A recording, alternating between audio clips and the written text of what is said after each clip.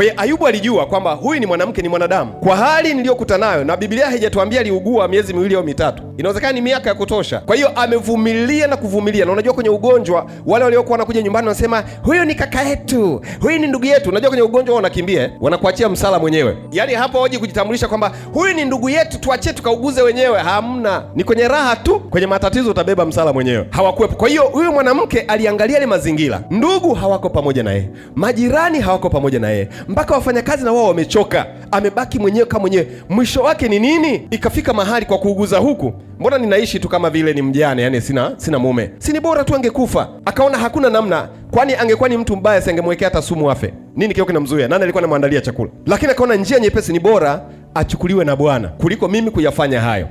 Sasa baada ya kupona, maandiko yanatuambia production ikaongezeka kuliko ile ya mwanzo.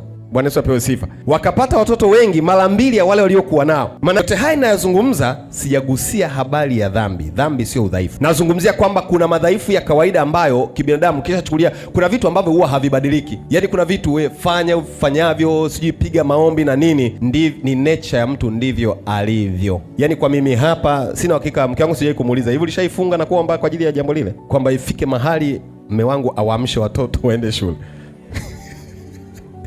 Sijui, labda hajawahi kuniambia. Inawezekana kuna wanaume fulani wako wana namna fulani. Mimi hata kuongea ni muongeaji hapa madhabahuni, sio mahali pengine popote pale.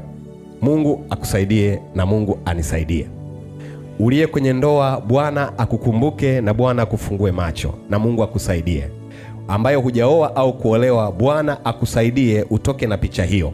Unaweza ukachumbia na kuchumbia na kuchumbia na kuchumbia, itafika mahali tasema hakuna sababu ya kuoa duniani, kwa sababu kila unayemwangalia unaona kama ana madhaifu. Kuna kijana mmoja nilimuita siku moja, nikamuuliza, hivi wewe mpaka sasa hivi una miaka 47 hujaoa? Miaka 47, si ni uzee ulishaingia ule? Nikamuita nikamuuliza, vipi? Unajua alichoniambia? Aisema, mtumishi wa Mungu, kila dada ninayechumbia nagundua na matatizo. Nikisha kwenda na kuja kugundua nyumbani kwao ni wachawi. Nikaachana naye. Nimekwenda na huyu mwingine, nikaja kugundua nyumbani kwao ni matajiri sana, kwa hiyo ana kiburi cha pesa, atakuja kunitawala. Nikaachana naye. Mwingine nikaja kugundua ni mwepesi sana, huyu anza kusababisha nianguke huyu dhambini. Nikaachana. Kwa hiyo ana matatizo yote. Jambo kama ni wakati wa Bwana, huku ndani unasikia kwamba sijampata wa kufanana, lakini sijachagua. Kuna ile, yani kwa mwaka mmoja ulishachumbia wanawake 6-7, mwaka huu mmoja. Sikia nikwambie, hautakuja kumpata malaika, haipo kabisa. Cha msingi, kwa nini wakufanana?